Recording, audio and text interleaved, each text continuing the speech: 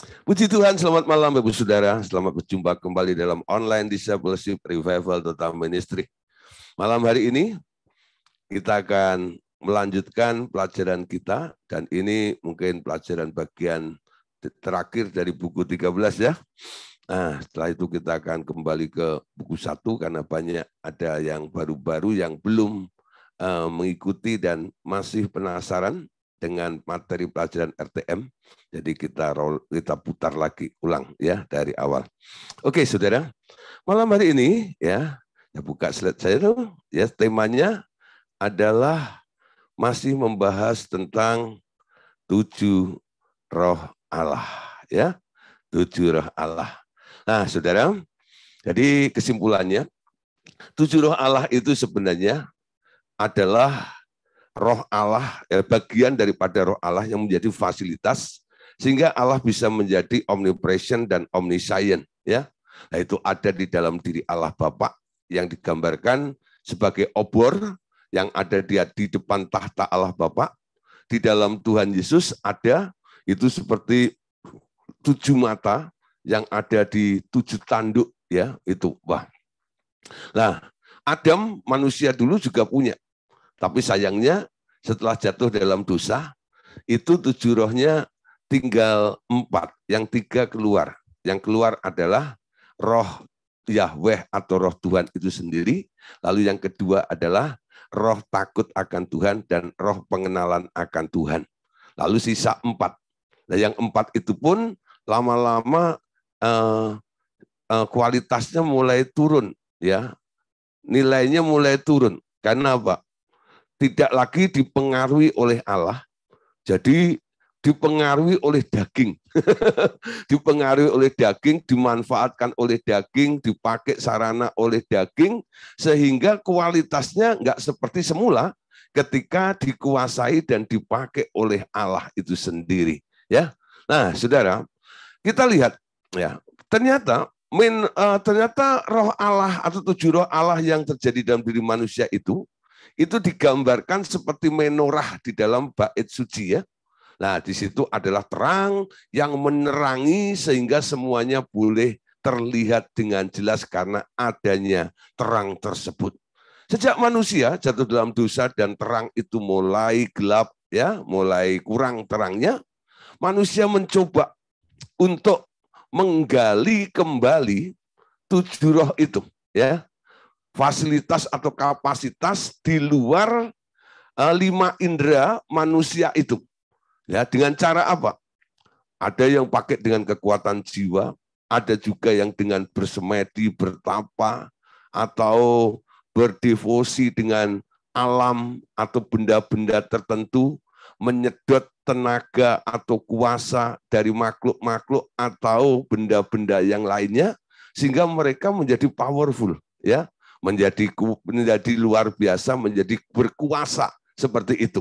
Nah, muncul saudara ya di kalangan orang Jawa itu ada aliran ya yang disebut adalah aliran kejawen ya, aliran kejawen.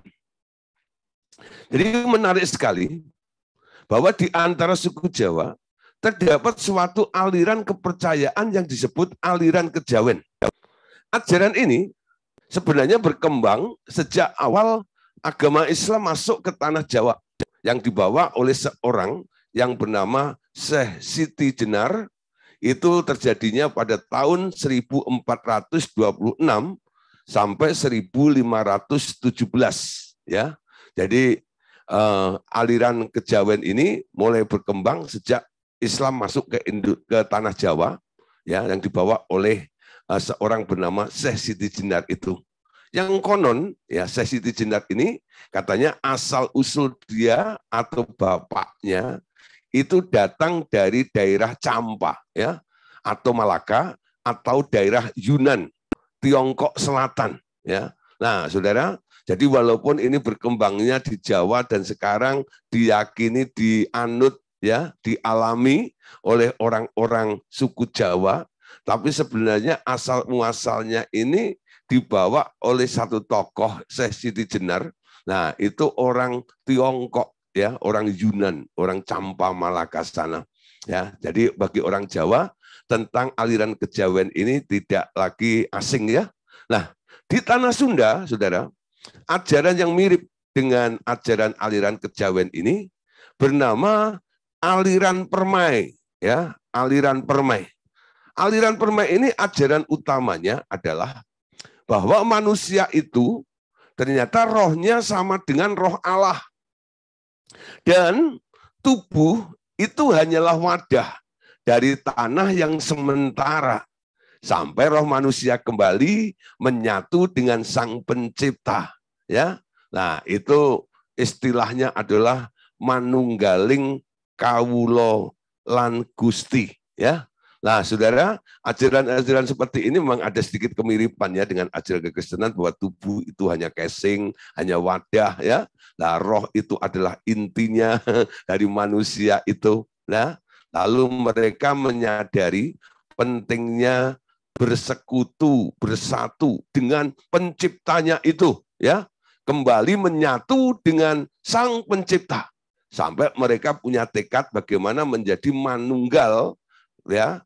Manunggaling kawulo lan Gusti, itulah itu menjadi mutu dalam ajaran mereka, ya. Nah, saudara, tapi juga aliran ini sebenarnya mengajarkan bahwa manusia itu mempunyai 4 saudara yang kembar, ya. Jadi aliran ini mengajarkan bahwa manusia itu mempunyai 4 saudara kembar. Ini contoh gambarnya, ya. Punya 4 saudara kembar. Nah, jadi yang tengah ini aslinya. Lalu punya 4 saudara yang kembar, ya. Mirip dengan aslinya seperti itu. Nah, yang bila mereka berlatih dengan bermeditasi, melupakan atau membuang fakta kenyataan alam materi, yaitu dengan bermeditasi, mereka akan dapat melihat 4 saudara mereka berderet-deret di samping mereka dengan muka yang semua sama persis dengan mereka, ya. Nah, ini ya. Jadi kalau yang merah ini, gambar merah ini, dia bersemedi atau bermeditasi lalu masuk dimensi roh. Nah, mereka boleh bisa melihat nih adanya 4 saudara kembarnya itu. Nah, 4 saudara kembar itu apa? Ya, menurut aliran ini bahwa saudara 4 itu adalah Marmati, ya, Kawah, Ari-ari atau plasenta atau tembuni, dan darah yang umumnya disebut rasa, ya. Jadi 4 saudara ini mereka sebut Marmati, Kawah, Ari-ari, juga rasa, ya. Semua itu berpusatkan di pusar. Pusar ini dianggap pusatnya saudara 4.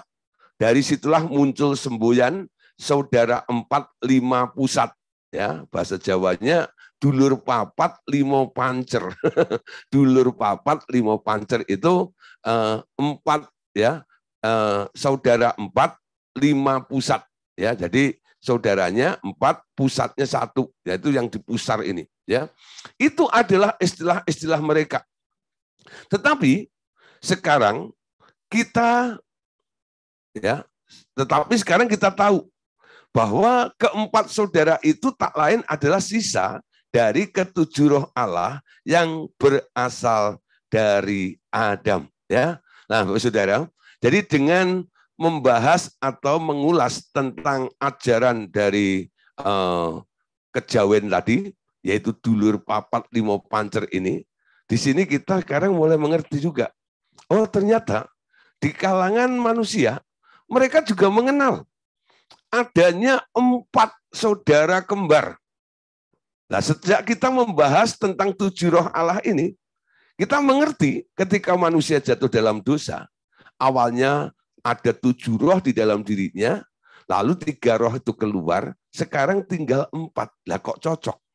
Lah kok sama? Lah cuman pengertiannya berbeda.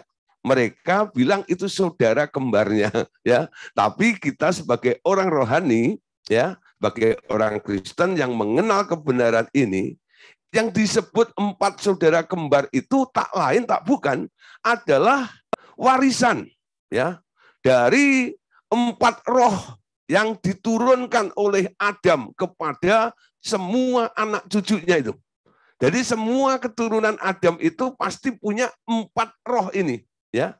Walaupun kualitasnya sudah rendah karena tidak lagi terhubung, terkonek dengan Allah itu sendiri. Amin. Nah, saudara, saya tidak jauh-jauh atau terlalu banyak bicara tentang ajaran daripada kejawen atau permai tadi. Kita langsung saja, ya, bagaimana sekarang kita boleh mengenal 7 roh Allah yang ada di dalam diri kita ini, ya. 7 roh Allah yang ada di dalam diri kita, sehingga kita bisa mengembangkan kembali secara maksimal 7 roh Allah yang ada di dalam diri kita semuanya, ya. Jadi kita akan mengenal 7 roh Allah di dalam Anda, ya. Nah, saudara, dimulai dari sini. Bila seseorang mengundang Tuhan Yesus masuk ke dalam dirinya, keempat roh itu dibaharui atau dilahirkan baru. Dan ditambah dengan 3 roh Allah baru yang berasal dari Tuhan Yesus kembali.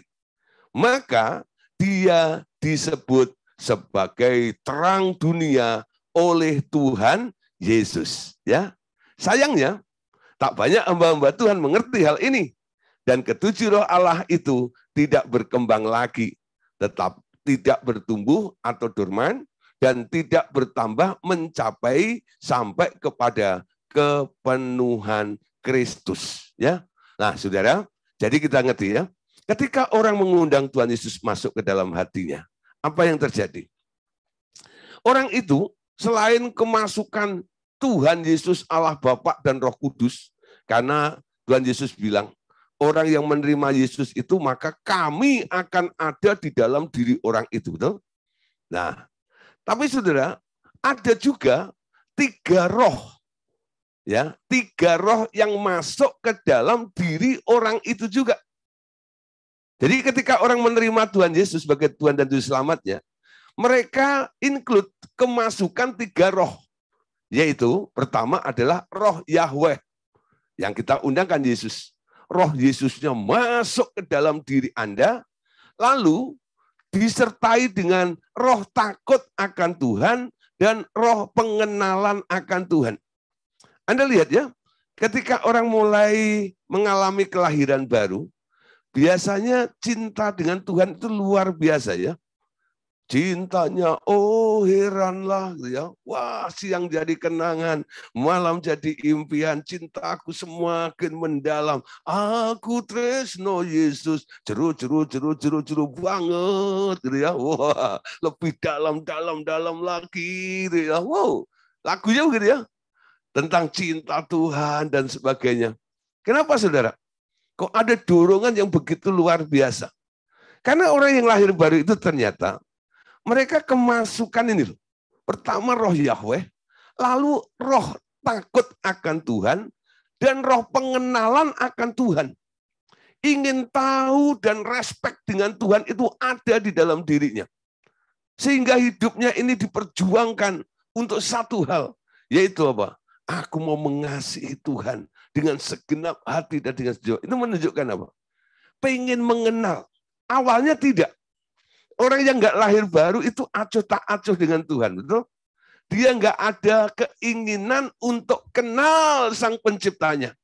Yang dikejar bukan Tuhan, tapi yang dikejar adalah duit, yang dikejar adalah dunia, yang dikejar adalah tahta, yang dikejar adalah kedudukan, betul? Harta dunia ini.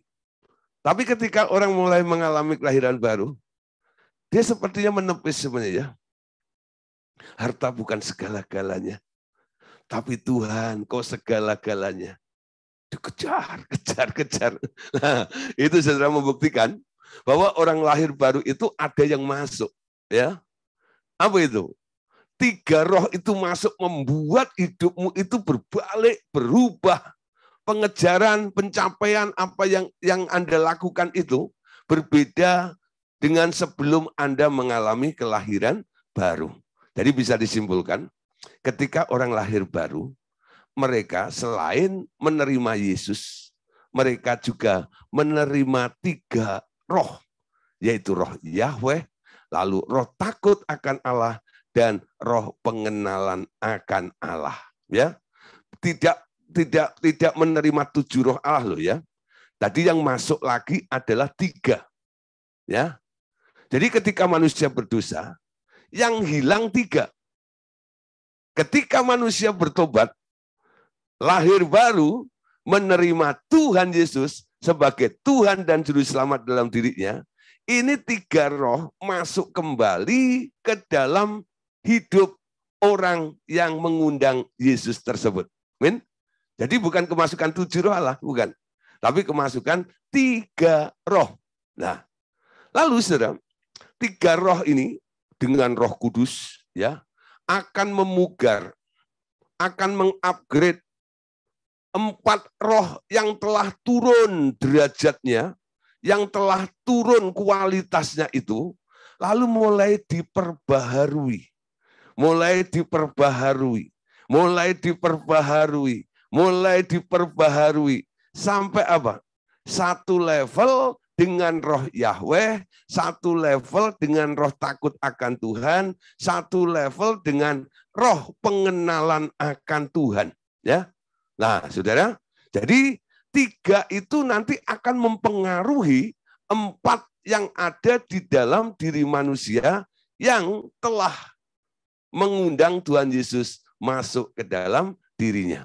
Oleh sebab itu saudara, Tuhan Yesus dengan iman, dengan yakin, ya, ketika melihat orang yang sudah menerima Dia menjadi Tuhan dan Juru Selamat dalam hidupnya, Dia tidak ragu-ragu lagi. Dia katakan, kamu adalah terang dunia. Ya, kamu adalah terang dunia. Tapi terang ini harus berdampak luas. Tuhan bilang, kota yang di atas gunung itu tidak akan tersembunyi. Artinya apa? Levelnya, level terang itu semakin hari semakin besar, semakin tinggi, ya, semakin besar, semakin tinggi, sampai kota di atas gunung pun terjangkau semuanya. Ya, nah itu tergantung kapasitas daripada terangmu benar-benar sampai bisa menerangi kota yang di atas gunung itu tergantung berapa cepat 4 roh warisan dari Adam yang tinggal dalam hidup Anda ini mau dan bertumbuh ya ketika diperbaharui, diupgrade, dipugar oleh Roh Kudus dan 3 roh itu. Nah, kalau semakin cepat dia berubah, itu semakin cepat juga saudara. Ya. Tapi kalau tidak ya lambat ya. Kenapa? 3 roh ini nggak bisa memaksakan. Kenapa? Terbentur dengan 4 roh yang sudah dominan di dalam diri orang-orang tersebut. Amin. Nah, saudara, perhatikan di sini. Namun disayangkan, banyak hamba-hamba Tuhan yang tidak peduli, tidak mengerti tentang adanya pentingnya 7 roh itu.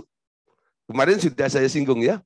Ketika saya mengadakan seminar hamba-hamba Tuhan, lalu saya ambil 1 tema, yaitu tentang 7 roh Allah. Jadi benar 2 tema. Tema pertama adalah meleset dari target, ya. Lalu sesi yang kedua adalah tentang 7 roh Allah itu.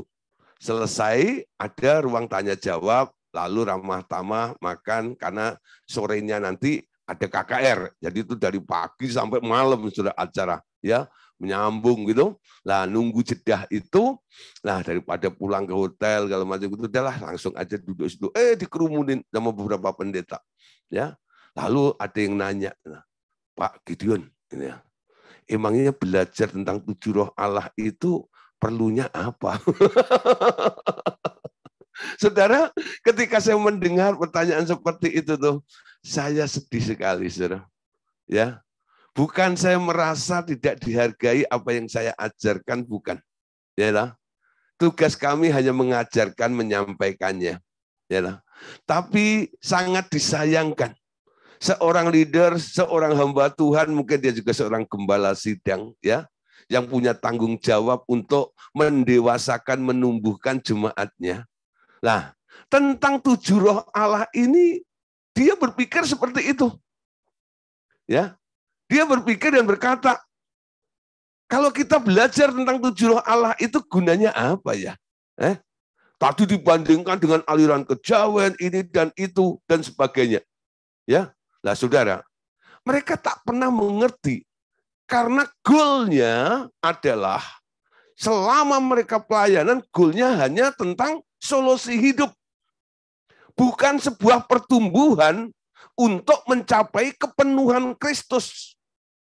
Kalau hamba-hamba Tuhan ya mengajar, mendidik, membawa jemaatnya mencapai kepenuhan Kristus, targetnya ke sana. Itu tidak bisa dicapai kecuali mereka mengaktifkan kembali 7 roh Allah yang ada di dalam diri orang tersebut. Amin. Ya, itu sarananya. Bagaimana Anda bisa bertumbuh menjadi serupa dengan Kristus sampai mengalami kepenuhan Kristus, mengalami kepenuhan Allah Bapa? Caranya gimana? Mau naik apa ke sana? Untuk menyamai, untuk sama seperti itu. Caranya gimana? Teorinya gimana? Coba. Nggak mungkin dong. Tapi itu bisa. Mengalami kepenuhan Kristus itu merupakan anjuran. Pertumbuhan kita sampai mengalami kepenuhan Kristus. 7 roh Allah itu kalau diaktifkan kembali dalam kehidupan kita, bertumbuh sampai mengalami kepenuhan Kristus itu bukan hal yang mustahil. Itu akan cepat terjadi dan akan Anda alami di dalam kehidupan kita semuanya. Amin. Nah, saudara, lanjut. Mereka yang bertumbuh dalam aliran karismatik mulai mengejar karunia-karunia Roh Kudus. Padahal karunia-karunia itu semua bersumber dari 7 roh Allah itu. Memang ke-7 roh Allah itu masuk ke dalam diri Anda juga karena karya Roh Kudus. Namun kemudian pelaksanaan dari karunia-karunia itu melalui ke-7 roh Allah itu. Ya, yuk kita lihat ya. Orang karismatik itu selalu fokusnya apa? Mengejar tentang karunia. Sehingga goalnya adalah hanya sampai kepada kepenuhan Roh Kudus saja. 1 Korintus pasal 12 ayat 4 sampai ayat yang ke-6. Ya, ada berbagai karunia, tetapi satu roh. Ya, ayat 5. Ada berbagai pelayanan, tetapi satu Tuhan. Ayat 6. Ada pula berbagai perbuatan ajaib, tetapi Allah yang sama juga yang mengerjakan semuanya dalam semua orang. Ya, nah saudara, semua dikerjakan oleh satu roh tersebut. Ya, satu roh tersebut. Ayat 1 Korintus 12 ayat 7 dan 9-nya. Lihat ya. Sampai 9. Kepada tiap-tiap orang dikaruniakan pernyataan roh untuk kepentingan bersama. Sebab kepada yang seorang roh memberikan karunia untuk berkata-kata dengan hikmat. Dan kepada yang lain, roh yang sama memberikan karunia berkata-kata dengan pengetahuan. Kepada yang seorang, roh yang sama memberikan iman. Dan kepada yang lain memberikan karunia untuk menyembuhkan. Ayat 10. Kepada yang seorang, roh memberikan kuasa untuk mengadakan mujizat. Dan kepada yang lain, ia memberikan karunia untuk bernubuat. Dan kepada yang lain lagi, ia memberikan karunia untuk membedakan bermacam-macam roh. Kepada yang seorang, ia memberikan karunia untuk berkata-kata dengan bahasa lidah. Dan kepada yang lain, ia memberikan karunia untuk menafsirkan bahasa lidah itu. Ya, dari apa yang kita baca dari 1 Korintus pasal 12 tadi ya, dari 4 sampai 10 tadi, perhatikan di sini sebenarnya bahwa roh Tuhan membuat Anda menjadi sederajat dengan Tuhan Yesus. Ya. Lalu roh hikmat atau the spirit of wisdom memberi karunia kata-kata hikmat.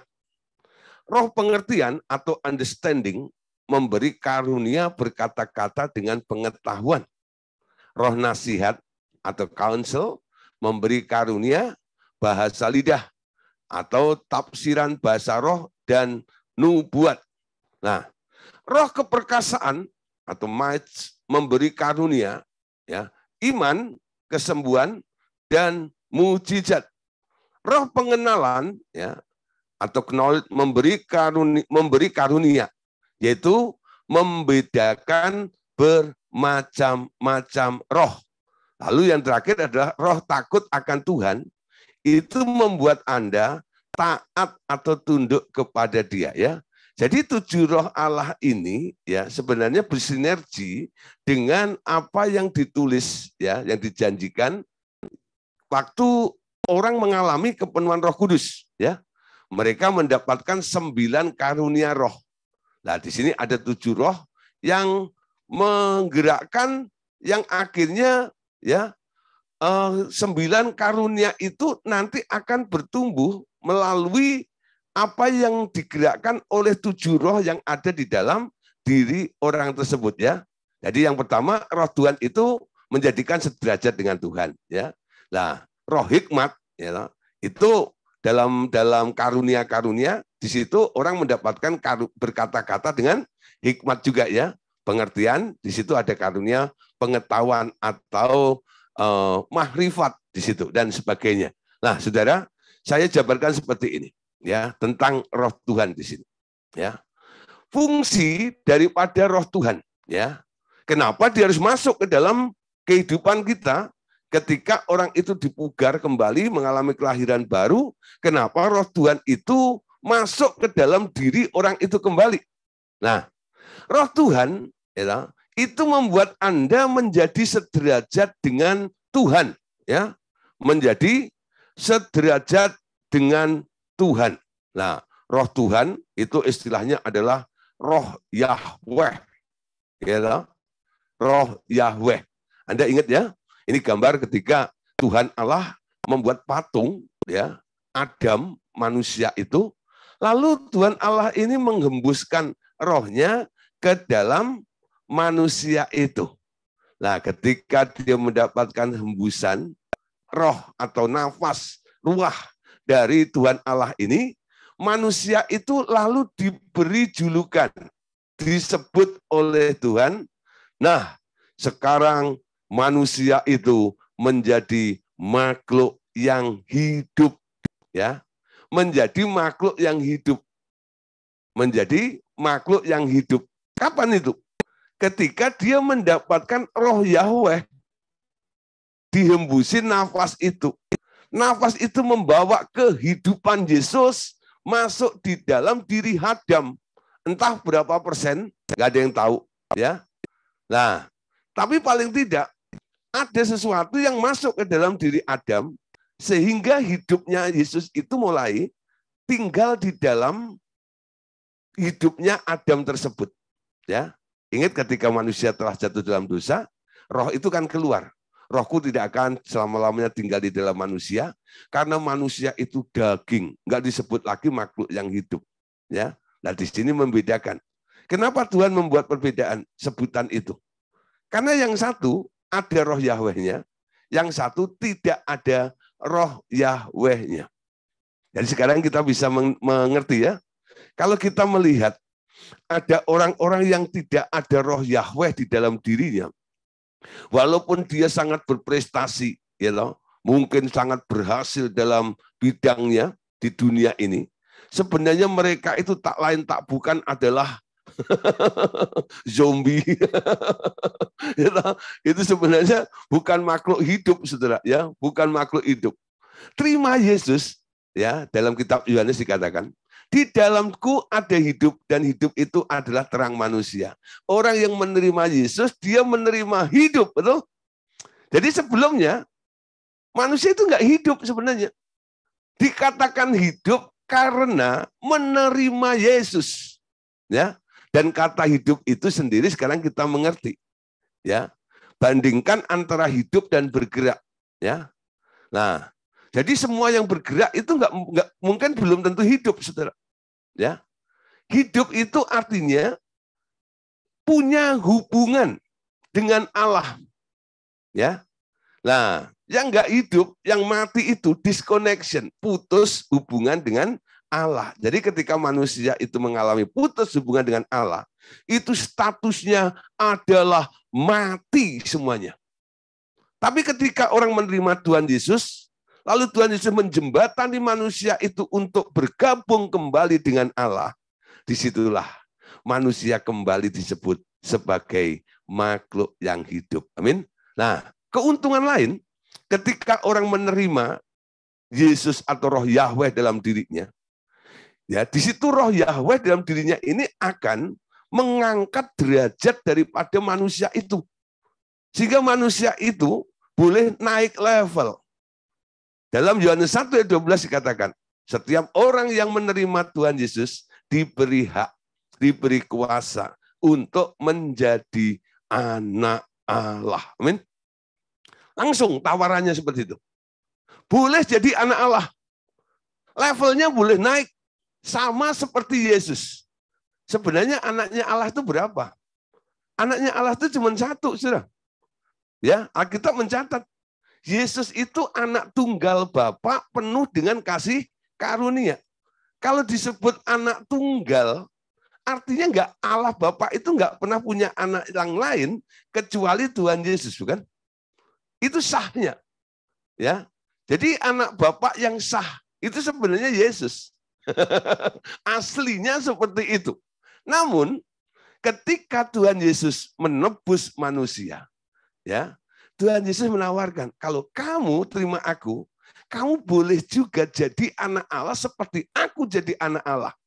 Levelmu naik sederajat dengan aku. Ya. Makanya ketika Tuhan Yesus mengajarkan doa kepada murid-muridnya, murid-murid ini kan minta diajarin doa. Ya. Dia tidak ngajarin doa Yabes. Padahal doa Yabes itu sudah hebat, betul? Tapi doa yang diajarkan oleh Tuhan Yesus, dia bikin formula baru. Doanya apa? Kalau kamu berdoa beginilah, ya, panggil yang di atas itu, Bapa kami yang di surga. Ya, Yesus nggak ngajarin gini. Panggil yang di atas itu, Bapaknya Tuhan Yesus yang di surga, gitu. Enggak ya? Ngerti saudara maksud saya? Kenapa Yesus mengatakan, kalau kamu berdoa kepada yang di atas itu, berdoalah begini, Bapa kami yang ada di surga, dikuduskanlah namamu, datanglah kerajaanmu, jadilah kehendakmu di bumi seperti di surga. Artinya apa? Tuhan Yesus memberi peluang. Amin. Yang di atas itu memang Bapakku. Tapi karena kamu percaya kepadamu, itu juga Bapakmu. Kalau dia Bapakmu, kamu panggil dia Bapak, betul nggak? Statusmu naik. Kamu anak, betul nggak? Sama seperti aku anak. Nah ini loh, derajatnya dinaikkan ke levelnya Yesus. Jadi berbicara tentang anak Allah itu sebenarnya punya pengertian yang dalam. Betul? Ini startnya di situ. Dan ketika Anda menjadi anak Allah, jangan turun jadi manusia lagi. Setiap hari akui, aku adalah anak Allah, tidak boleh kurang dari itu. Pengertiannya dibangun, membuat sikap kita juga seperti anak Allah. Ya, pikiran kita seperti anak Allah.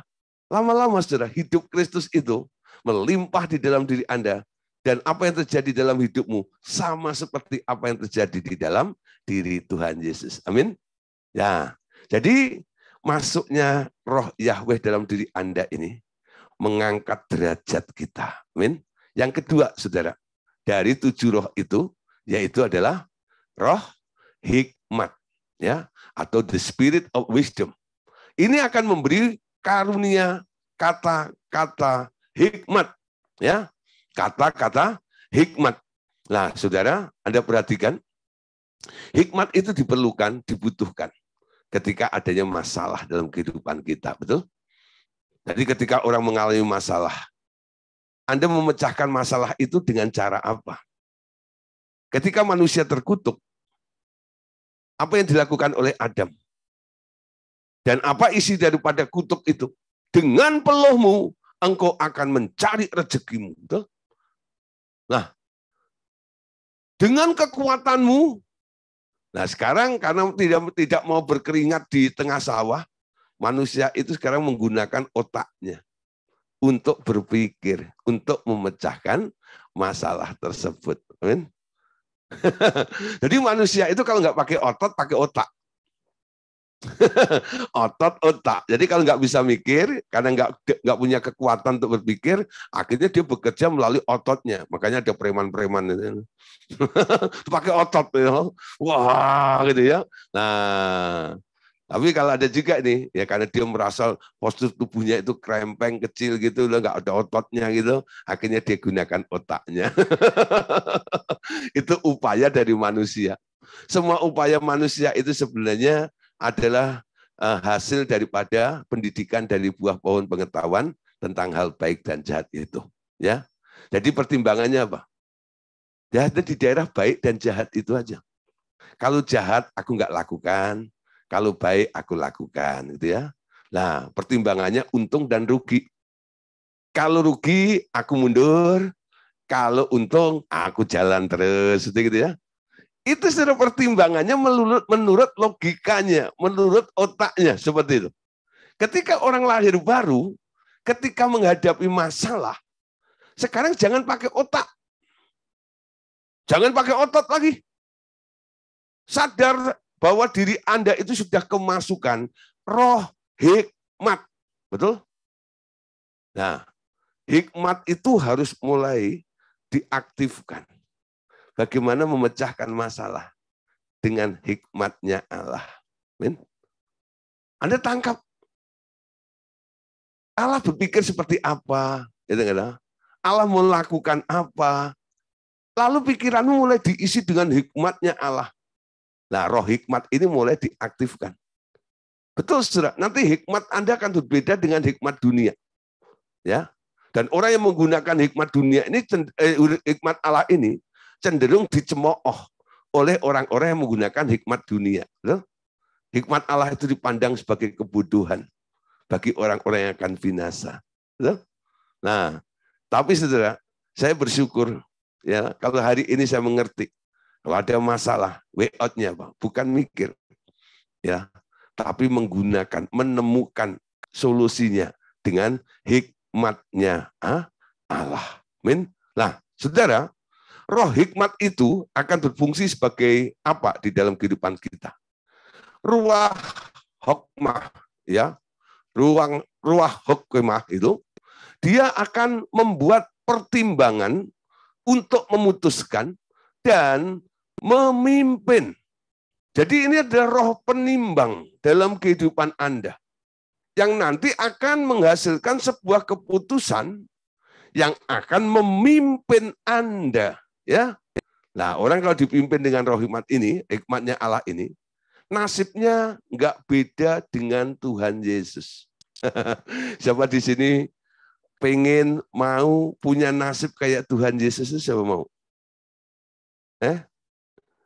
Punya nasib kayak Tuhan Yesus enak nggak? Enak. Nah, di sini Anda harus punya pertimbangan, cara memutuskan, dan mau dipimpin seperti Tuhan Yesus juga. Amin. Nah, yang ketiga, saudara, roh pengertian atau understanding. Ini roh pengertian ini akan memberi karunia berkata-kata dengan pengetahuan atau dengan mahrifat, ya, dengan mahrifat. Nah, saudara, banyak hal yang tidak bisa kita lihat ya dengan kacamata fisik kita ini, ya. Tapi saudara, kadang-kadang mahrifat itu bisa menembus sehingga kita bisa mendeteksi, mengetahui atau menguraikan, ya, mengungkapkan sebuah rahasia. Nah, itu yang disebut karunia mahrifat, ya, atau roh pengetahuan itu bekerja sama dengan Roh Kudus dengan karunia-Nya, yaitu karunia pengetahuan atau karunia mahrifat, ya. Nah, berikutnya adalah, ya, jadi roh pengertian arti akan memberikan kecerdasan di sini, ya, memberikan kecerdasan, ya, menangkap kairosnya Allah, mengerti isi hatinya Allah ini. Ya, ini kalau orang punya roh pengertian atau understanding. Ya, nah, saudara. Terus berikutnya roh nasihat atau counsel. Ya, memberi karunia bahasa lidah, menafsirkan bahasa roh dan nubuat. Ya, nah, jadi istilah lainnya tentang roh nasihat ini adalah ruah itsah. Ya, roh nasihat. Ya, tadi dikatakan dari lidah dan perkataan keluar pengajaran yang lemah lembut untuk mematahkan setiap kubu kekerasan dan kedegilan hati. Ya, nah terus yang berikutnya ya adalah roh keperkasaan. Ya, roh keperkasaan tomites. Ya, nah roh keperkasaan ya ini atau roh gebarek ya roh keperkasaan kuat dan tangguh, keberanian untuk berdiri di atas kebenaran dan tidak munafik ya. Lah punya roh keteguhan gitu loh ya. Keteguhan ya. Ruah geburah ya. Nah, ini roh keperkasaan namanya. Ya, Yesus Anda lihat ya. Dia punya keteguhan, punya prinsip, tapi prinsipnya bukan auban gitu ya, bukan menjadi orang yang bandel gitu enggak ya. Tapi dia punya prinsip dalam sebuah kebenaran seperti itu ya. Nah, sekarang berikutnya adalah roh pengenalan ya, pengenalan akan Tuhan ya, atau knowledge ya, ruah Yahweh Da'at, memberi karunia, membedakan bermacam-macam roh. Kenapa? Di sini pengenalan ini bekerja sama juga nanti dengan karunia membedakan bermacam-macam roh. Nah, yang terakhir, saudara, yaitu roh takut akan Tuhan atau ruah Yahweh Yirets, membuat Anda menjadi orang yang bisa taat kepada Dia. Nah, saudara, dari 7 roh ini kita lihat keuntungannya. Ketika diaktifkan, mulai tumbuh di dalam kehidupan orang-orang percaya, orang ini dengan mudah ya melakukan semuanya sampai akhirnya dibimbing kepada sampai pada level yaitu kepenuhan Kristus. Amin. Nah, bila tiap roh itu bertumbuh, ia akan memimpin Anda masuk dan memahami lebih dalam ke daerah karunia itu. Seperti roh hikmat bagi Salomo, membuat ia mengumpulkan segala hikmat di bawah langit seumur hidupnya. Tentunya berbeda dengan roh hikmat yang baru ini, yang akan menuntun Anda lebih dalam ke daerah hikmat di alam roh yang di atas langit ya. Jadi kualitas atau ya modelnya ya hikmat mungkin sama-sama ya. Orang kalau bicara tentang hikmat, ada orang yang khotbah gitu ya, tentang hikmat. Hikmat Allah pada judulnya. Gitu. Tapi yang diambil kadang-kadang itu adalah contohnya Salomo. Gitu. Contohnya Salomo. Gitu. Nah, saudara, sebenarnya memang ada doa yang pernah dinaikkan oleh Salomo. Gitu. Ketika ditawarkan minta apa gitu, Salomo tidak minta kekayaan, dia tidak minta miskin, gitu. Ya, tapi dia minta hati yang bijaksana. Ya. Berikan aku hati yang bijaksana. Ada enggak? Tapi bertumbuhnya hikmatnya Salomo itu bukan karena dia dapat dari Tuhan, bukan. Dia menjadi begitu berhikmat itu karena dia melakukan penelitian. Seumur hidupnya dipakai untuk mengejar supaya dia bisa tahu banyak hal. Ya. Jadi dia menemukan ini, pengen tahu lebih detail, lalu dia menyelidiki, makanya dia lebih tahu daripada orang yang nggak pernah menyelidiki. Sehingga dia disebut orang berhikmat di bidang itu. Kenapa? Karena waktunya dipakai, kekuatannya dipakai untuk supaya tahu tentang hal itu, gitu loh. Akhirnya dia bertumbuh jadi orang berhikmat seperti itu. Nah, satu hari ya, Salomo yang begitu berhikmat itu, dia menulis juga dalam tulisannya mengatakan gini, kenapa aku begitu berhikmat? Anda ngerti ya? Kenapa aku begitu berhikmat? Kayaknya ada nada penyesalan gitu loh. Gitu ya. Ya, padahal dia diakui sebagai orang berhikmat di bawah kolong langit. Di bawah kolong langit itu tidak ada orang yang lebih berhikmat daripada Salomo, bukan? Tapi hikmatnya Salomo itu sumbernya beda dengan yang kita ajarkan hari ini, dengan apa yang dijanjikan oleh Allah dalam kehidupan Anda. Hikmatmu muncul karena Anda mengenal Allah. Ya, ketika orang mengenal Allah, mulai bersekutu dengan Allah, punya hubungan kembali dengan Allah, punya rasa takut dengan Allah, hikmatnya muncul. Hikmat dari mana? Hikmat dari Allah. Hikmat dari atas. Dan itu bukan diupayakan dengan kekuatan manusia. Yakobus itu orang berhikmat, orang pintar juga dalam perjanjian baru ya. Tapi dia menganjurkan, ya, kalau di antara kamu ada yang kekurangan hikmat, mintalah kepada Allah sumber hikmat itu. Gitu ya. Kalau Salomo dulu itu ketemu sama Yakobus, mungkin saudara, nasibnya nggak seperti itu. Ya, dia tahu yang benar cara mendapatkan hikmat, bukan mengejar dengan kekuatannya. Walaupun akhirnya dia jadi orang berhikmat itu. Jadi ada perbandingan. Ya, orang berhikmat sama-sama berhikmat. Sekarang kita cek dulu. Dia jadi berhikmat karena apa? Loh?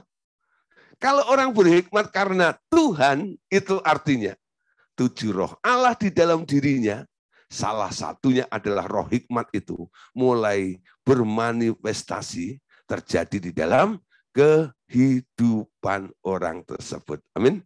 Dan hikmat itu adalah kualitasnya adalah hikmat di atas langit. Di atas langit. Yuk saudara, kita mulai ya. Diaktifkan benar-benar. Ya, pastikan lahir baru, 3 roh masuk, izinkan 3 roh itu memugar bersama dengan Roh Kudus 4 warisan ya, roh yang diturunkan oleh Adam di dalam kehidupan Anda. Sehingga semuanya nanti ini bergerak bukan karena kekuatan Anda, tapi karena Tuhan yang mengerjakannya, yang melakukannya. Sehingga semuanya tujuannya cuma satu. Dari dia, oleh dia, kepada dia. Bagi dialah kemuliaan. Sampai selama-lamanya. Amin. Nah, saudara. Orang yang mengejar perkara-perkara kekuatan-kekuatan supranatural dengan kekuatannya sendiri, itu disebut kekuatan laten jiwa. Ya, nah kekuatan latin jiwa atau latent power of the soul, ya, kekuatan latin jiwa. Buku kecil yang ditulis oleh Watchmeni berjudul Latent Power of the Soul mengulas tentang kekuatan jiwa yang tersembunyi di dalam jiwa ini. Sebenarnya ia tak lain sedang membahas tentang 4 roh Allah, warisan Adam itu juga, ya. Jadi bukunya Watchmeni dan yang berjudul Latent Power of the Soul itu sebenarnya membahas tentang adanya 4 roh Allah warisan Adam itu. Nah, saudara, di kalangan orang-orang dunia ada orang yang melakukan hal tersebut ya, yaitu mengembangkan kekuatan jiwa mereka. Ada kelompok namanya Mesmerism yang dikembangkan oleh Franz Anton Mesmer. Itu terjadi tahun 1734 sampai 1815. Ya. Mesmerism atau Franz Anton Mesmer ini menemukan adanya kuasa untuk mempengaruhi pikiran orang lain dan memakainya untuk membongkar memori seseorang dan membebaskan tekanan-tekanan jiwa mereka. Ya, jadi modusnya itu menolong orang yang sedang stres, ya, orang yang sedang mengalami beban dalam hidupnya ini. Nah, ini mulai dibongkar memori itu ya, mirip-mirip kayak kesembuhan batin seperti itu ya. Nah, ini seperti pelayanan inner healing yang sering kita lakukan ya. Jadi ada kemiripannya, tapi Anda harus bisa membedakan nanti ya. Apa perbedaan antara inner healing yang kita lakukan dengan ajaran Franz Anton Mesmer atau aliran Mesmerism ini ya. Nah, kuasa apa sebenarnya yang dipakai oleh Franz Anton Mesmer untuk menghipnotis orang lain? Ya, kuasa apa yang dipakai oleh Franz Anton Mesmer untuk menghipnotis orang lain? Kuasa atau urapan yang dikembangkan dari keempat roh Allah yang masih tinggal di dalam mereka. Ya, nah, jadi Franz Anton Mesmer ini mengembangkan ya, 4 roh yang ada di dalam diri manusia itu diaktifkan, tapi tidak melibatkan Allah, disugesti, ya, karena ada potensi, walaupun dulunya itu bagus, lalu jadi rusak, gitu ya. Nah, dia mencoba untuk menata kembali dengan kekuatannya sendiri, ya. Jadi arah daripada daging yang dikuasai oleh iblis ini kan diajak untuk berbuat yang jahat itu ya. Sesuatu yang salah, dan sebagainya. Ya. Lalu ajaran daripada Franz Anton Mesmer ini mengajar orang untuk berpikir yang benar aja lah. Berpikir yang baik aja lah. Nah, kamu akan jadi seperti apa yang kamu pikirkan. Wah. Jadi Tuhannya siapa? Tuhannya pikirannya. Nah, Tuhannya pikirannya. Jadi kalau ada orang meradang, gitu, nggak punya duit, gitu, ya, lalu dia bilang, coba lah, dompetmu mana? Angkat tangan coba, angkat dompetnya. Ya, jangan lihat dompet itu kosong. Lihat dompet itu ada isinya. Ya, nah, kamu isinya rupiah atau dolar? Terserah. Bayangin sendiri. Siapa yang pernah diajarin begitu? Itu kan, nanti suruh angkat dompetnya gitu ya, dompet kosong suruh bayangin ya, ada isinya gitu ya. Berpikir seperti itu, tapi nggak melibatkan Tuhan sama sekali. Ya, apa yang kamu pikirkan, apa yang kamu bayangkan, nanti akan terjadi di situ. Ya loh. Karena ada kekuatan, bisa di-encourage. 4 roh itu loh. Ya, jadi loh, saudara. Ya, sampai mereka punya konsep nih.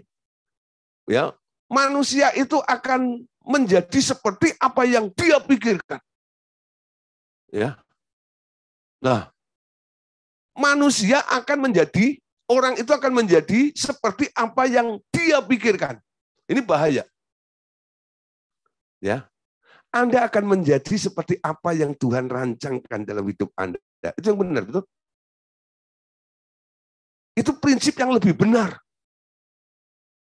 Ya, konsep yang dibangun oleh Anton Mesmer ini kelihatannya sudah cukup baik, tapi nggak benar. Ya, untuk mengubah dari perkara buruk kepada hal yang baik, disuruh berpikir yang baik saja. Ya, tapi nggak benar. Nah, jadi kita berubah bukan karena kita berpikir seperti apa yang kita pikirkan. Kita menjadi seperti apa yang Tuhan rancangkan dalam kehidupan kita. Itu yang benar.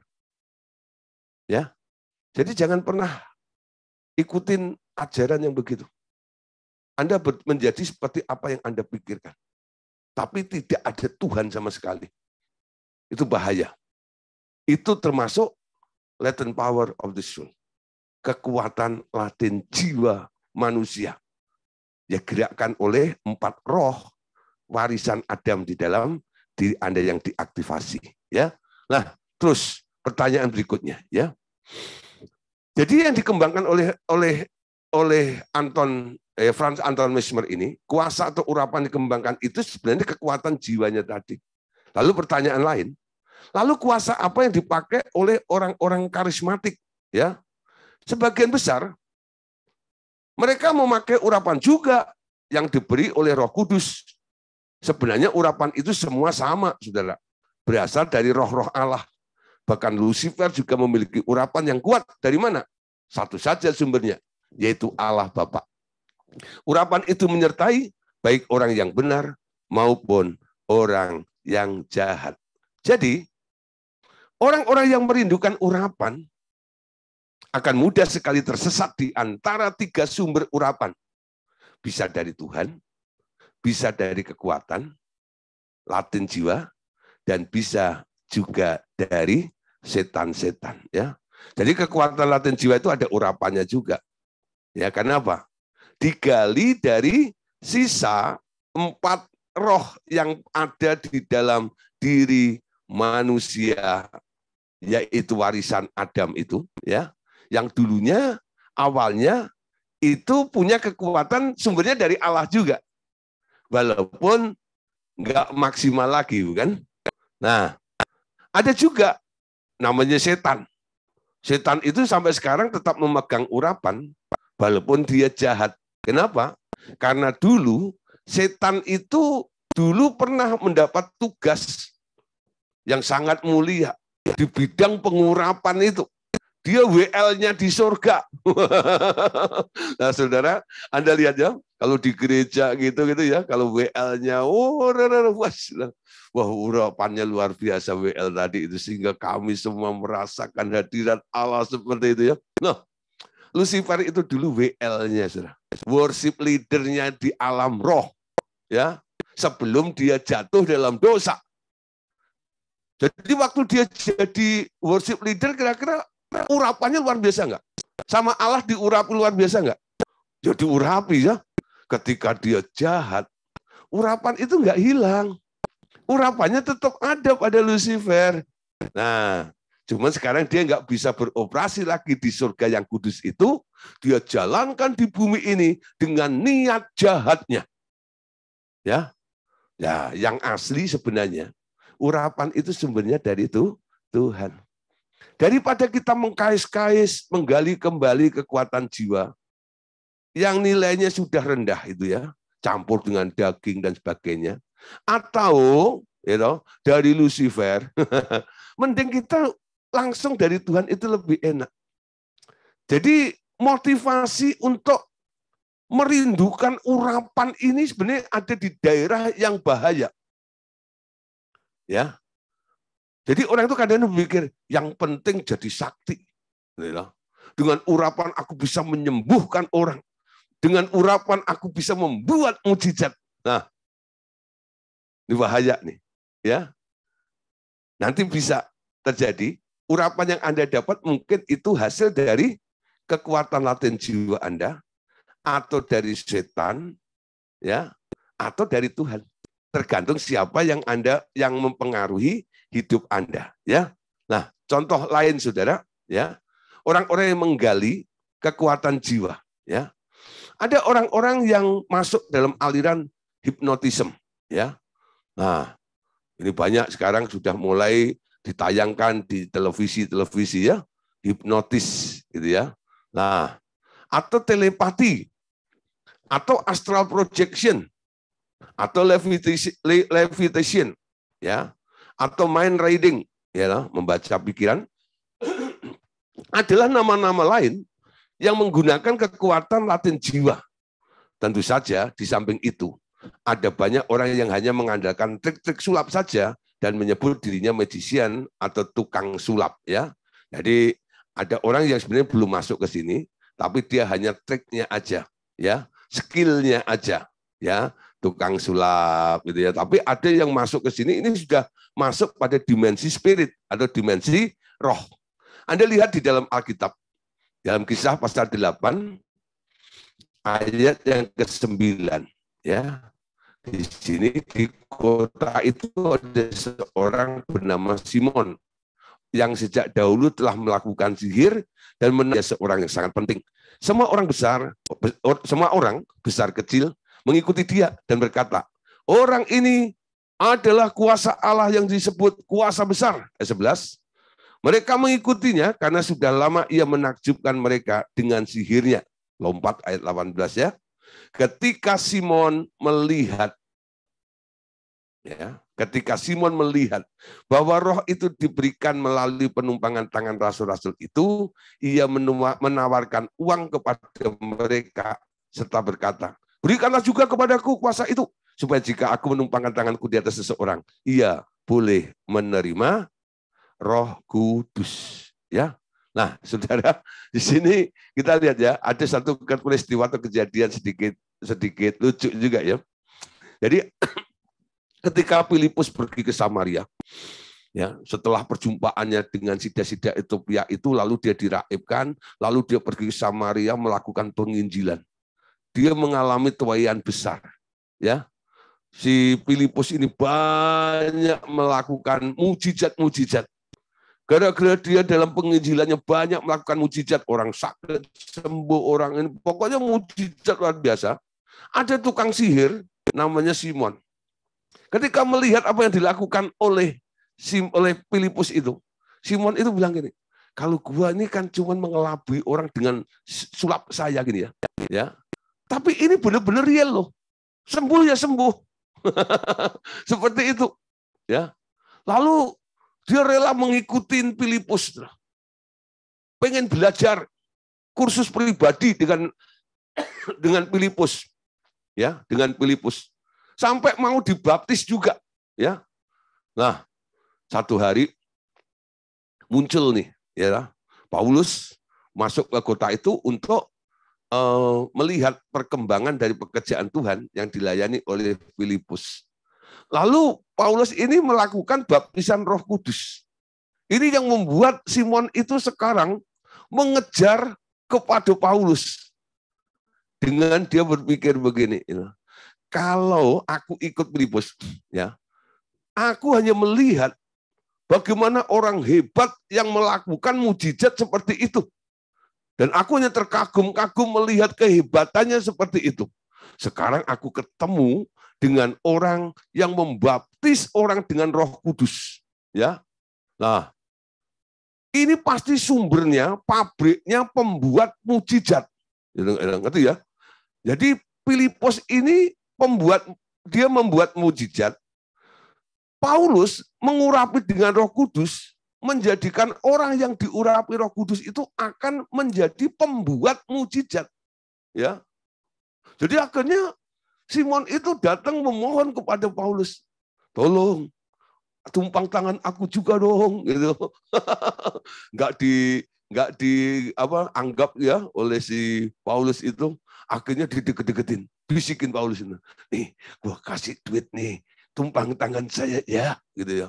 Wah, saudara, Paulus melihat seperti itu langsung tegas, dia bilang gitu, sang kamu, karunia-karunia itu bisa dibeli dengan duit.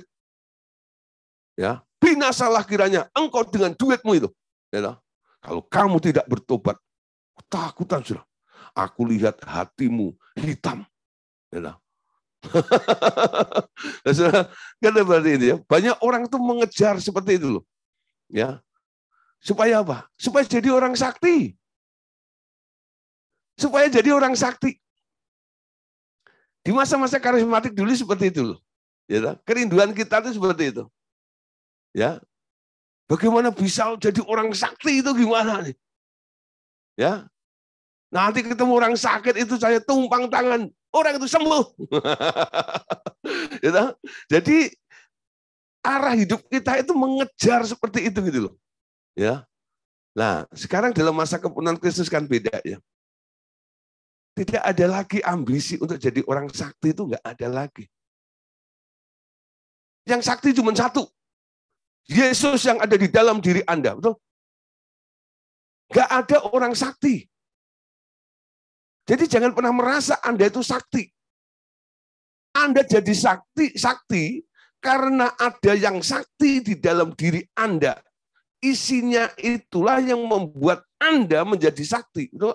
Kalau tanpa ada yang sakti dalam diri Anda, lalu Anda menjadi sakti, itu bahaya. Itu bahaya. Pastikan Anda menjadi sakti karena Yesus yang sakti itu berdaulat di dalam diri Anda. Ini pastikan. Ini konsepnya harus dibangun seperti ini. Jangan pernah meladeni orang-orang yang mau jadi sakti tanpa mau didiami Yesus, mau dikuasai, mau dipimpin Yesus dalam dirinya. Jadi ajaran pertama apa? Orang itu mempersembahkan hidupnya, mau dipimpin, tunduk pada Tuhan, baru Tuhan akan memanifestasikan dirinya melalui orang itu. Sehingga orang boleh melihat banyak perkara mujizat yang boleh dikerjakan melalui orang itu. Yaitu orang-orang yang ada Yesus di dalam dirinya. Amin. Nangkep ya? Ya. Jadi yang merindu hari ini, wah ikut RTM supaya jadi orang sakti. Di sini tidak mencetak orang sakti. Tapi Anda akan diisi oleh satu pribadi yang sakti. Yaitu Yesus ada di dalam diri Anda. Amin. Pastikan prinsipnya seperti itu. Ya. Nah, nanti nggak keblinger. Ya, saya berulang-ulang setiap di bengkel ya, ada beberapa yang dilayani, saya konseling gitu. Anda tidak berhadapan dengan orang hebat, orang yang sakti walaupun ada pengalamannya, ya. Apa yang ada padaku itulah yang kuberikan kepadamu. Apa itu? Yesus yang ada dalam diri saya. Hanya itu sih. Ya. Nah, hanya itu toh. Konsepnya seperti itu. Jadi dengan saya mulai ngomong seperti itu, orang nggak mulai berharap itu, push. Nanti Pak Gideon mau lakukan trik apa ya? Pakai jurus apa ya? Jurus mabuk, jurus apa? Jurus apa? Ciu, nggak ada. Ya, cuma satu. Setiap perkara yang Anda ungkapkan kepada saya bawa kepada Tuhan. Tuhan, iki piye, itu jurusnya. Ya, iki piye, iki piye, iki piye, itu jurusnya. Betul? Ya. Iki piye? Ini gimana Tuhan? Gitu loh. Lalu Tuhan menyatakan, oh itu begini, harus begini, harus begitu. Nah, dan saya hanya menyuarakan apa yang Tuhan sampaikan. Gitu loh. Amin. Ya. Oke. Sekarang lihat saudara. Ya.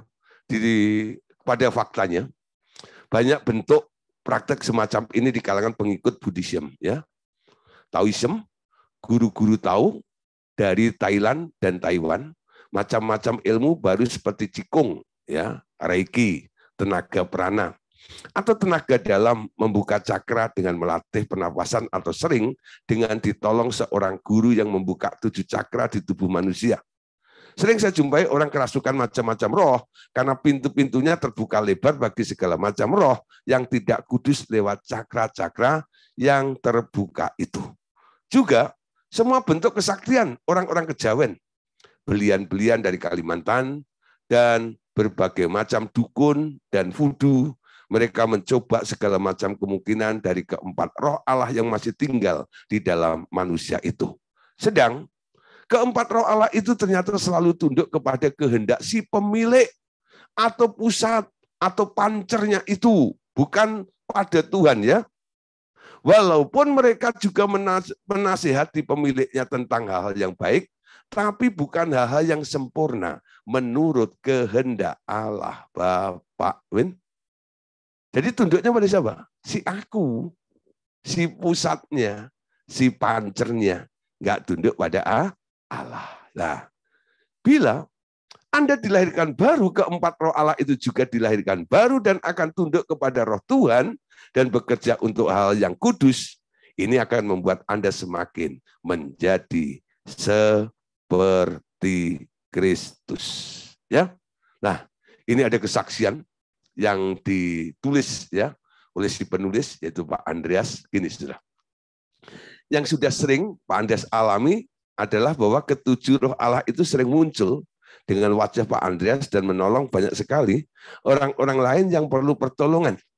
Ya, ada yang ketika belajar firman kurang paham, tiba-tiba roh Pak Andreas itu muncul dalam vision mengajar isi firman itu, atau menolong seseorang melepaskannya dari gangguan roh jahat, atau melihat Pak Andreas datang dan memberi nasihat, memanggil kembali yang sudah lama menjauh dari Tuhan, bahkan memberitakan Injil bagi orang-orang yang belum bertobat. Ya, namun seringkali Pak Andreas baru mengetahui itu terjadi ketika yang bersangkutan bercerita kepada Pak Andreas. Ya. Nah, di sini Pak Andreas itu bertanya kepada Allah Bapa, mengapa saya sendiri tidak mengerti bahwa roh saya pergi ke sana kemari? Ya, lalu Allah Bapa menjawab, nanti bila sudah sering terjadi, kamu akan menjadi cukup sensitif mendengar laporan-laporan ketujuh roh Allah itu sehingga lengkap.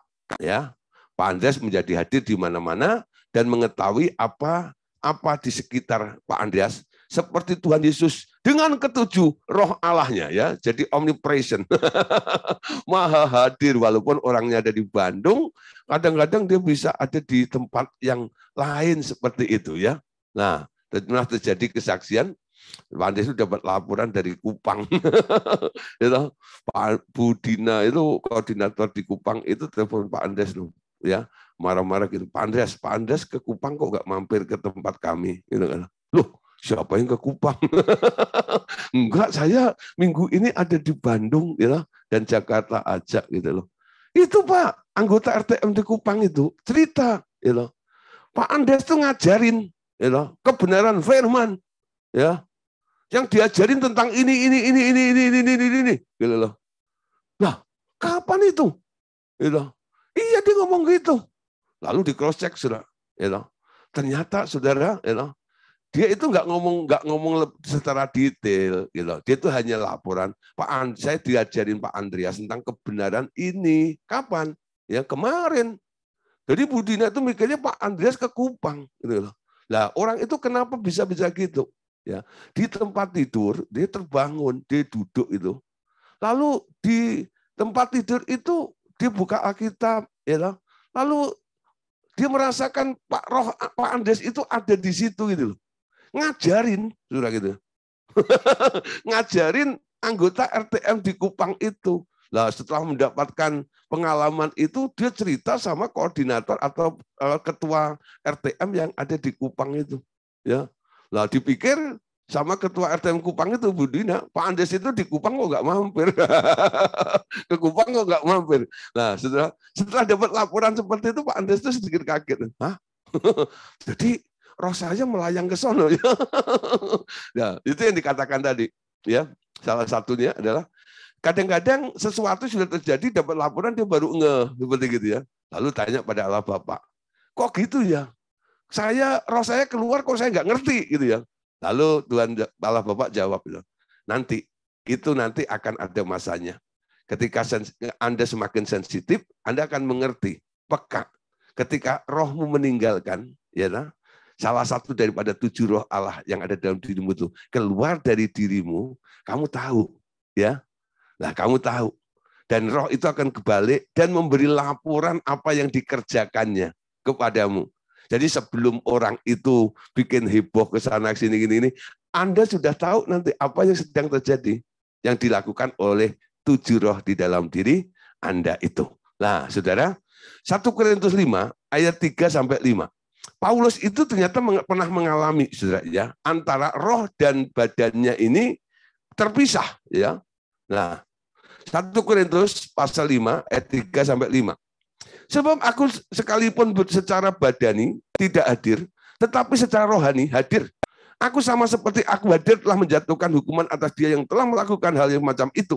Bila mana dengan berkumpul dan aku hadir secara rohani dengan kuasa Yesus Tuhan kita, orang itu harus diserahkan dalam nama Tuhan Yesus kepada iblis sehingga binasa tubuhnya agar rohnya diselamatkan pada hari Tuhan. Ya, nah saudara, ternyata pertumbuhan dari 7 roh Allah yang ada di dalam Paulus itu sampai pada tingkat itu. Paulus itu ada di tempat mana, lalu ada murid-muridnya yang bikin kelompok persekutuan doa gitu ya. Lalu ada satu yang harus diputuskan. Ternyata Paulus itu secara roh hadir di situ, menasehati untuk memutuskan sesuatu. Nah, orang yang mengambil keputusan itu nggak bilang ini keputusan yang saya ambil nggak, dia bilang apa? Paulus, Paulusnya mana? Nggak ada, Paulusnya nggak ada di tempat itu. Nah dia kok bisa bilang Paulus? Nah rohnya Paulus itu datang ke tempat itu, salah satu daripada 7 roh itu. Amin. Nah, saudara, jadi sekarang untuk penutup, ya, dalam rangka 7 roh Allah ini, kita harus mengejar, ya, mengejar dengan bertumbuh. Amin. Nah, bagaimana agar ke-7 roh Allah itu bertumbuh dalam diri Anda? Cara utama adalah dengan terus bergaul erat dengan Tuhan Yesus sendiri, tentunya. Dia yang akan mengajar Anda secara pribadi bagaimana dia dahulu mengembangkan semua roh Allah yang dia miliki selama dia bertumbuh di dunia ini. Sering chatting, bergaul erat, bergaul karib dengan Tuhan Yesus, ya. Chatting dengan dia adalah hal yang terpenting. Mereka yang bosan diajar chatting dengan Tuhan sendirinya, ingin selalu didoakan orang lain, ya, orang lain saja, tidak akan bertumbuh dalam segala bidang. Seperti bayi yang ingin dilayani dan dirawat terus tanpa mampu melayani dunia ini sebagai terang dunia. Ya, ada beberapa orang yang konseling dengan saya. Ya, memang saya ya berikan beberapa pandangan ini dan itu, gitu ya. Nah, tapi banyak hal yang saya katakan, ya, coba tanya Tuhan, cari kehendak Tuhan, ya. Beri waktu untuk mendapatkan sebelum memutuskan ini dan itu dan sebagainya, ya. Tapi banyak orang ada yang bilang, udah Pak, gitu ya, Pak Gideon aja yang nanya, gitu ya. Nanti kalau Tuhan sudah jawab, kasih tahu sama saya, ya, ya. Yang penting saya didoain saja. Nah, orang-orang muda seperti ini, nggak bakal bertumbuh. 7 roh Allah di dalam dirinya akan bantat, ya, nggak akan bertumbuh. Walaupun Anda sudah lahir baru sekalipun, roh 7 roh Allah itu tidak akan bermanifestasi secara maksimal di dalam kehidupan Anda. Dengan rajin, ya, chatting, ya, tidak selalu bergantung dengan didoain oleh orang-orang lain, tapi Anda coba cari solusi dengan Tuhan, gitu ya. Tuhan, aku tahu Engkau ada. Ya, aku mau dengar jawabannya tentang perkara seperti ini. Nah, nanti kalau ketemu dengan kami gitu, hanya sebagai cross check aja. Tuhan ngomong seperti ini. Kira-kira gimana Pak Gideon? Ya, Anda sudah mendapatkannya. Di situ itulah tanggung jawab daripada seorang mentor. Ketika orang yang dimentori itu telah mendapatkan pernyataan dari Tuhan, sang mentor ini juga harus tanya sama Tuhan. Sehingga sang mentor ini juga akan mengetahui Tuhan memang berbicara seperti itu. Ya, ada tanggung jawabnya seperti itu. Nah, ayo mulai bertumbuh, ya. Jangan hanya mengharapkan orang-orang di RTM, pengajar, semuanya, ya, pengurus RTM ini bertumbuh sampai 7 roh Allah itu wah melimpah. Lalu kami hanya menikmati saja, ya. Ayo mulai bertumbuh semuanya, ya. Supaya kita benar-benar menorah yang ada di dalam diri Anda itu maksimal sehingga Anda pantas disebut sebagai terang dunia. Yohanes 6:63. Rohlah yang memberi hidup, daging sama sekali tidak berguna. Perkataan-perkataan yang kukatakan kepadamu adalah roh dan hidup. Amin. Orang yang menerima perkataan Yesus karena mau chatting, dia memiliki hidup. Mendapatkan sesuatu. Kalau Anda nggak pernah chatting, Anda nggak pernah dengar, Anda nggak dapat perkataan-perkataan itu.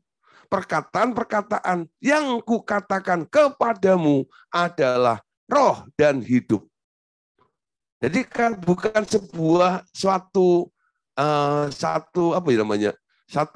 hal yang keterlaluan sih kalau saya tanya ini. Tuhan ngomong apa? Tuhan ngomong apa kepada Anda? Ya, itu bukan pertanyaan yang keterlaluan, bukan. Itu harusnya seperti itu. Perkataan-perkataan yang kukatakan kepadamu adalah roh yang hidup. Dengan Anda mendapatkan apa yang dia katakan, itu roh yang menghidupkan. Menghidupkan apa saja yang mati di dalam hidup Anda. Amin. Karena perkataan itu. Ya, 1 Petrus 2, ayat yang kedua. Nah, jadilah sama seperti bayi yang baru lahir, yang selalu menginginkan air susu yang murni dan yang rohani, supaya olehnya kamu bertumbuh dan beroleh keselamatan. Jika kamu benar-benar telah mengalami bahwa Tuhan itu baik. Jadi sama seperti bayi, bukan jadi bayi, bukan. Bukan jadi bayi. Kalau jadi bayi itu ngerepotin. Ya. Jadilah sama seperti bayi. Ada satu hal yang perlu dicontoh, diteladani dari kehidupan karakter bayi itu. Apa itu? Selalu pengen akan air susu. Rasa haus, lapar akan Tuhan. Itu nggak boleh stop. Sampai hari ini, haus dan lapar itu harus tetap ada. Betul?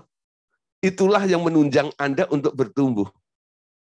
Udah sampai di level ini, jangan puas di situ. Mau lagi, mau lagi, mau lagi, mau lagi, mau lagi. Ya, semakin Anda haus, ya, kehausan Anda itu membuat pertumbuhanmu semakin lebih cepat nanti. Yang tidak haus dan lapar tidak akan mengalami pertumbuhan. Dia akan mengalami stagnan di situ. Kenapa? Puas ada di level itu. Amin. Nah, kita harus lebih haus lagi dengan Tuhan.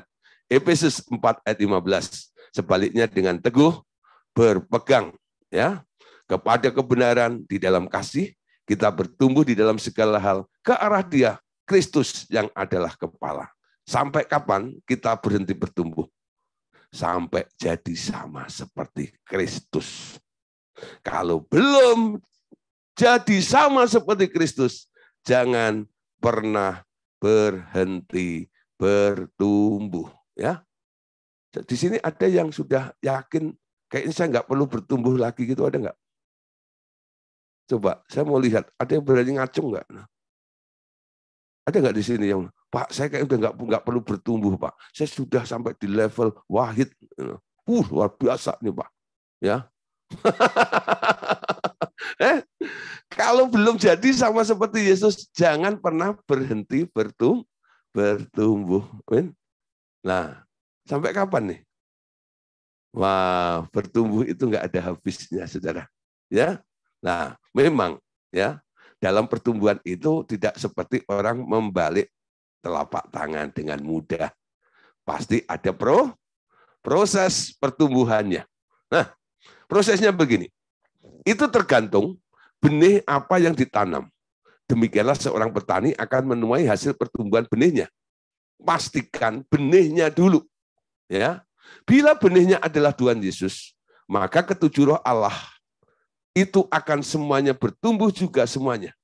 Hanya ketidakpercayaan yang membuat semuanya bantut dan tidak bertumbuh. Ya, lihat ayat ini. Markus 4, 26 sampai 29. Lalu kata Yesus, beginilah hal kerajaan Allah itu seumpama seorang yang menaburkan benih di tanah. Lalu pada malam hari ia tidur, dan pada siang hari ia bangun. Dan benih itu mengeluarkan tunas, dan tunas itu makin tinggi. Bagaimana terjadinya tidak diketahui orang itu, bumi dengan sendirinya mengeluarkan buah. Mula-mula tangkainya, lalu bulirnya, kemudian butir-butir yang penuh isinya dalam bulir itu. Apabila buah itu sudah cukup masak, orang itu segera menyabit, sebab musim menuai sudah tiba. Ya, jadi semua benih yang ditabur itu pasti akan bertumbuh, ya. Nah, nanti akan sudah masak, siap untuk dituai. Yohanes 8, 31. Maka katanya kepada orang-orang Yahudi yang percaya kepadanya, jikalau kamu tetap di dalam firman-Ku, kamu benar-benar adalah murid-Ku, dan kamu akan mengetahui kebenaran. Dan kebenaran itu memerdekakan kamu. Amin. Nah, saudara, jadi orang yang percaya, ya, jadi nggak semua orang Yahudi ya, yang percaya kepadanya, nah harus hidup tetap dalam firman. Sampai mengetahui seluruh kebenaran, dan seluruh kebenaran itu nanti akan berdampak memerdekakan Anda. Nah, penutup. Sebenarnya, bila ketujuh roh Allah itu mencapai kepenuhannya, pikiran Kristus memenuhi pikiran Anda 100%. Ya. Jadi kalau tujuh roh Allah itu mencapai kepenuhannya, itu artinya Pikiran Kristus itu memenuhi pikiran Anda 100%.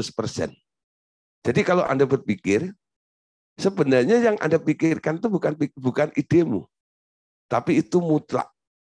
Itu benar-benar punyanya Kristus, pikirannya Kristus, ide gagasannya Kristus. Ya. Ketaatan Kristus juga sempurna di dalam Anda. Dan di sini Anda boleh dikatakan, Anda benar-benar telah mencapai kepenuhan Kristus. Amin.